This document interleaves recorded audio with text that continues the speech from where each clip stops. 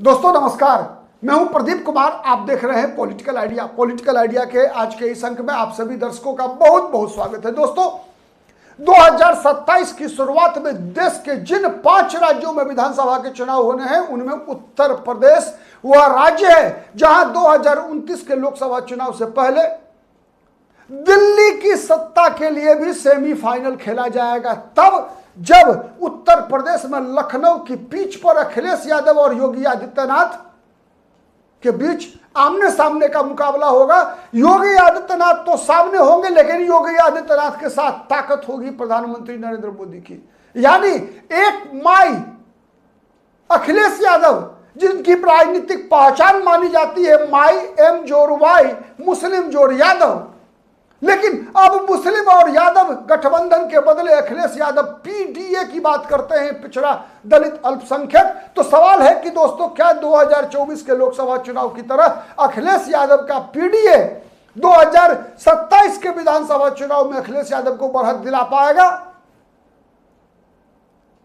जवाब दीजिएगा comment box में आकर। लेकिन मेरा मानना है दोस्तों, आप कितने सहमत होंगे असहमत होंगे मुझे नहीं पता, कमेंट करके बताइएगा। लेकिन मेरा मानना है कि 2024 का लोकसभा चुनाव का परिणाम वैसा ही था जैसे काठ की हांडी केवल एक बार चढ़ाई जा सकती है, काठ की हांडी दोबारा नहीं चढ़ती है। ऐसा कोई कारण मौजूद नहीं है जिस कारण से भारतीय जनता पार्टी की स्थिति 2024 के लोकसभा चुनाव वाली उत्तर प्रदेश में हो जाए। और ऐसे कई कारण मौजूद हैं उत्तर प्रदेश की राजनीति में जिससे अखिलेश यादव की पार्टी का प्रदर्शन, समाजवादी पार्टी का प्रदर्शन 2017 के विधानसभा चुनाव के परिणाम के नजदीक जाता हुआ दिखाई दे रहा है।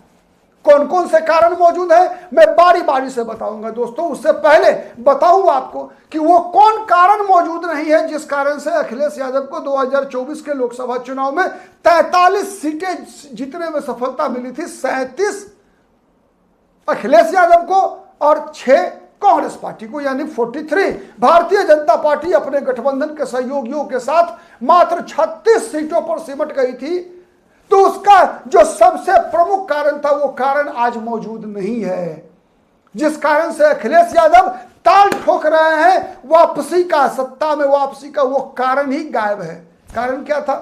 कारण एकमात्र था कि नरेंद्र मोदी, भारतीय जनता पार्टी ने जो नारा दिया था अब की बार 400 पार, यानी विपक्ष ने नैरेटिव बनाया अब की बार 400 पार, यानी भारतीय जनता पार्टी हिंदूवादी संविधान को बदल डालेगी, मनुवादी संविधान लागू कर देगी, हिंदू राष्ट्र घोषित कर देगी, जहां पर कि दलितों का कोई स्थान नहीं होगा, पिछड़ी जाति द्वितीय दर्जे के नागरिक बन जाएंगे।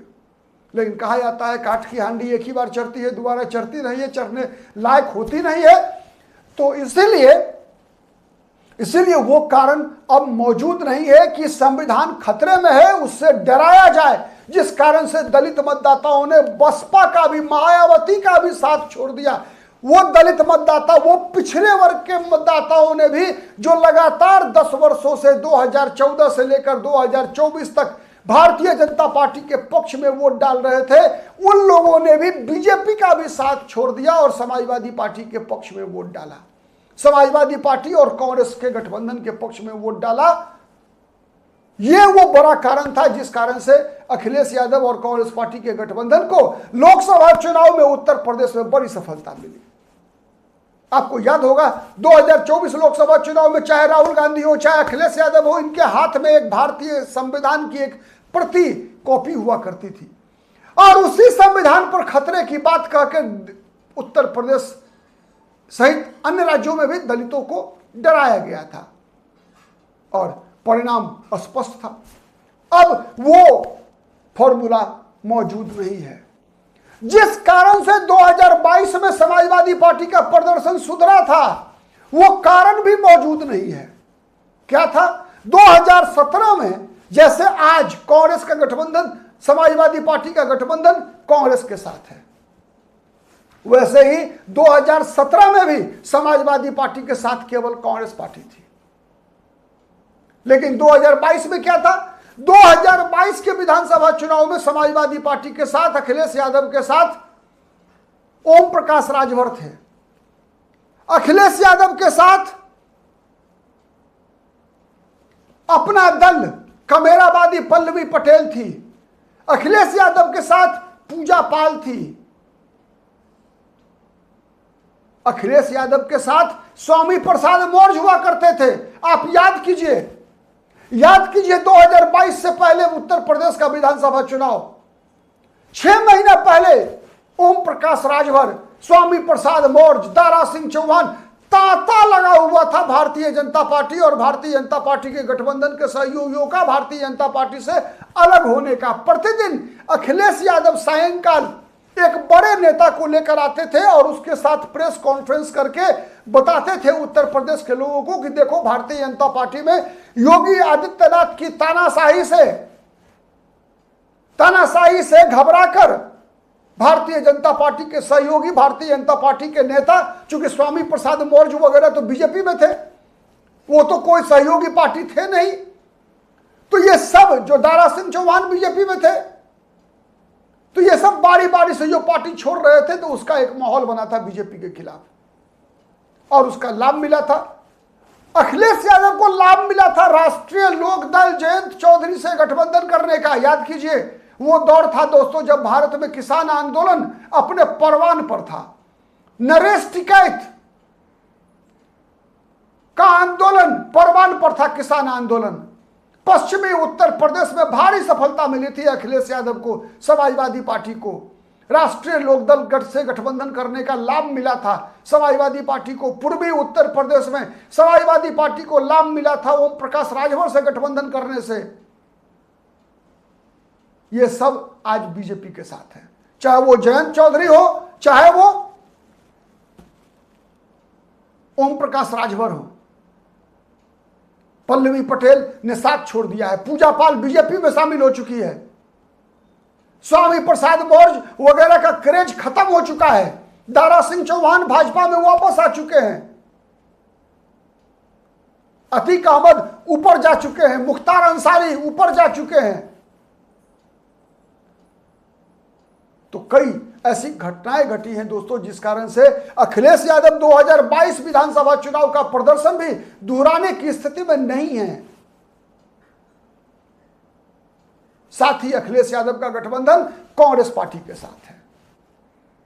दो लड़कों की जोड़ी, याद कीजिए 2017 का विधानसभा चुनाव, वो रथ की छत पर बैठकर राहुल गांधी के साथ अखिलेश यादव रैलियां किया करते थे, प्रियंका गांधी के साथ रैलियां किया करते थे अखिलेश यादव। उसका तो असर होता है नहीं। भाजपा के लोग तो कहते हैं कि राहुल गांधी भारतीय जनता पार्टी के सबसे बड़े स्टार प्रचारक हैं, वैसे ही नहीं कहते, कुछ तो कारण है। तो यह भी एक फैक्टर है और उससे सबसे बड़ा फैक्टर है दोस्तों कि अखिलेश यादव, आपने देखा होगा पश्चिम बंगाल में जब ममता बनर्जी की भारी पराजय हुई तो सबसे ज्यादा घबराहट किसके अंदर थी? अखिलेश यादव के अंदर। क्यों था?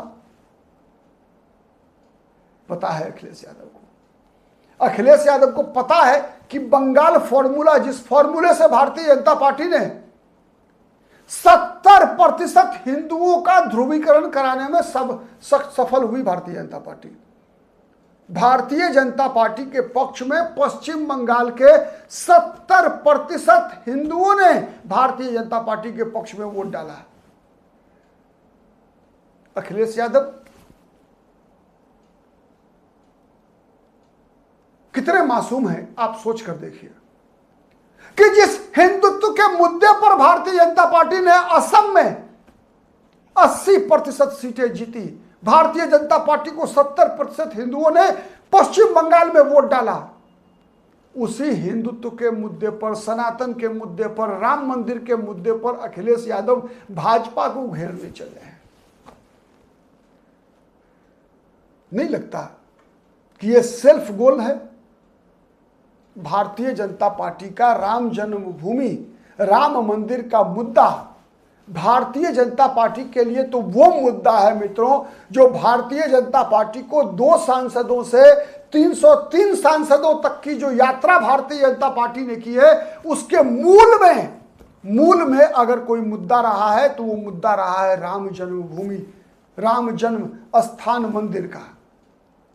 और उसी मंदिर मुद्दे के बहाने अखिलेश यादव भारतीय जनता पार्टी को नकली हिंदुओं की पार्टी साबित करने पर उतारू हैं। आप कल्पना कर लीजिए कि यह कितना बड़ा सेल्फ गोल है।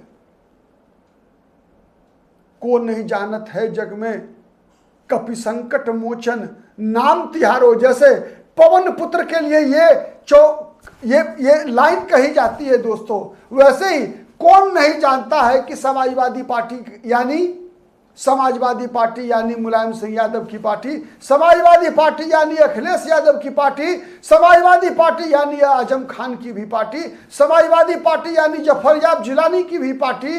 कौन नहीं जानता है कि अतीक अहमद की पार्टी, मुख्तार अंसारी की पार्टी, अफजल अंसारी की पार्टी है। कौन नहीं जानता है कि अतीक अहमद के कुत्ते को से हाथ मिलाने वाले नेता का नाम क्या है, किसे नहीं पता है।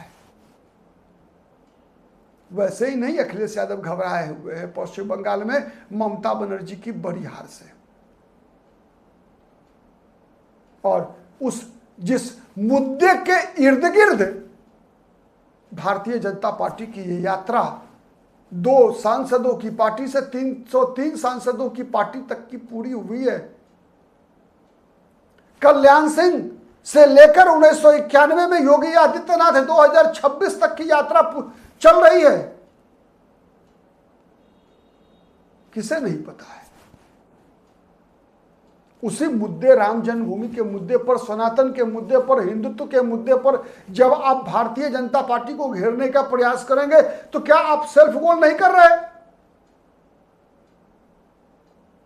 आप आरोप लगाते हैं भारतीय जनता पार्टी चुनाव जीतने के लिए राम मंदिर के मुद्दे का इस्तेमाल करती है,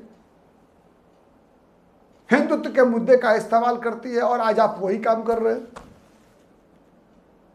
तो दोस्तों, जितने भी समीकरण अगर आप गौर से देखेंगे,